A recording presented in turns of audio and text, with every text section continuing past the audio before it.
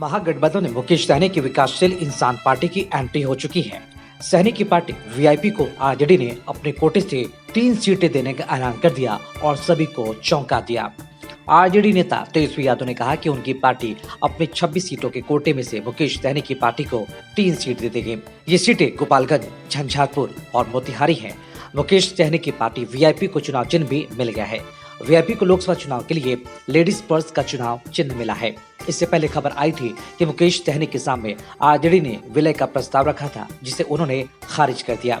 बिहार में महागठबंधन के बीच सीटों का बंटवारा हो चुका है। राज्य में कुल 40 लोकसभा सीटें हैं। आरजेडी सबसे अधिक 26 सीटों पर चुनाव लड़ रही है। वहीं कांग्रेस को 9 सीटें दी गई है। 5 सीटों पर लेफ्ट अपने उम्मीदवार उतारेगी।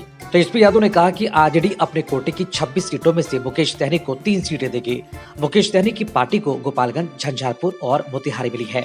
तेजस्वी ने कहा कि मुझे खुशी है कि मुकेश सहनी अब महागठबंधन के साथ हैं। महागठबंधन के सभी सहयोगी हमारे गठबंधन में उनका स्वागत करते हैं। मुकेश सहनी ने भारतीय लोकतंत्र के पक्ष में एक महत्वपूर्ण निर्णय लिया है। तेजस्वी ने कहा कि पूरे देश में चुनाव का माहौल है। 400 सीटों का दावा करने वालों को बिहार धूल चटा देगा। आश्चर्यजनक नतीजे आने वाले हैं। हम प्रगतिशील हैं और हमारे पास बिहार के विकास के लिए एक दृष्टिकोण और रोड मैप है। हम देख रहे हैं कि कैसे संविधान को दबाया जा रहा है। अगर संविधान से समझौता किया गया तो लोकतंत्र को नुकसान होगा। वे देश में तानाशाही लागू करना चाहते हैं। इस मौके पर मुकेश सहनी ने कहा कि हम भी उसी विचारधारा के लोग हैं जो लालू जी की है। मैं मुंबई की अपनी आलीशान जिंदगी को छोड़कर हाशिए के समुदाय के लिए काम करने की कोशिश कर रहा हूं। बीजेपी ने हमें उस सरकार के बाहर कर दिया जो हमारे साथ बनी थी।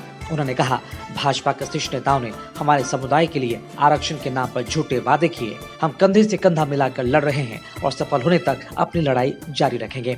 आपको जानकारी देते चले कि ये वही मुकेश सहनी है जब पिछली दफा चुनाव के वक्त ही मुकेश सहनी ने तेजस्वी यादव के साथ बीच प्रेस कॉन्फ्रेंस में ही उठकर चले गए थे और ये कहते हुए कि तेजस्वी यादव ने हमारे पीठ में खंजर भोंका है।